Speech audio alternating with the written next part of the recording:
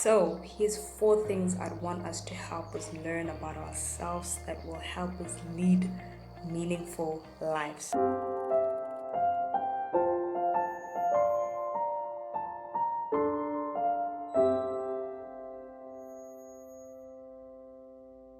Number 1, you're not perfect, but you're worth it. All right. Without even realizing this, a lot of us are subconsciously seeking perfection, and we are looking for it in a lot of different places. That's within ourselves and in other people. That, my friend, is a very frustrating life to live, and quite frankly, can often hold us back from achieving a life that we're meant to live.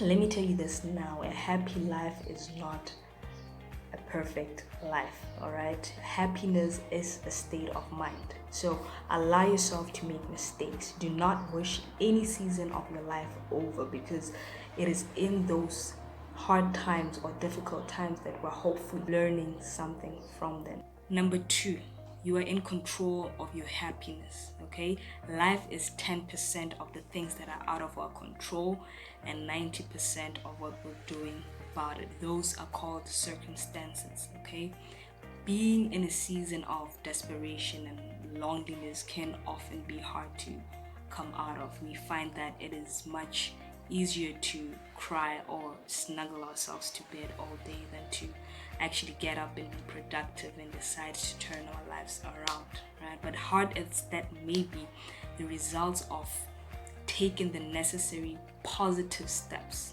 right, to build ourselves can be or are totally rewarding. The common saying is that the things that are worth to have and keep all require fighting for. So choose today to take responsibility for yourself and your happiness. Number 3, all right, one day at a time. We want so many things, and honestly, this is nothing to shy away from. I want a lot of things for myself too. But the problem is that we want them now. We spend a lot of our lives overexerting ourselves, working for things that only God knows when we'll have them, and if at all. We look back on our lives and realize that we have been chasing an illusion of perfection. My advice to you is to take each day as it comes and live fully your days as they come. Do not rob yourself the joy that each day brings. You do not know the plans that God has for you, so do not be too quick to want things that you're not even sure you ever have in this lifetime.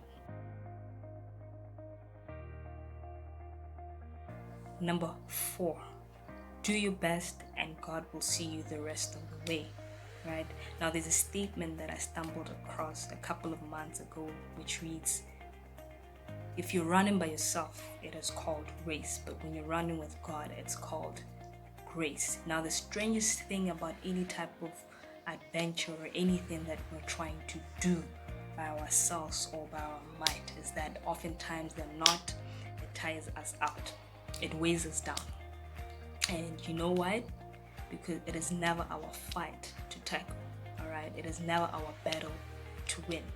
That is why it's destroying us. Now, if we try something that sounds a little more like spending time with God or creating a relationship with God, then surely you will have all the promised goods that are meant to be for you, all right? It is a whole different type of schmoop.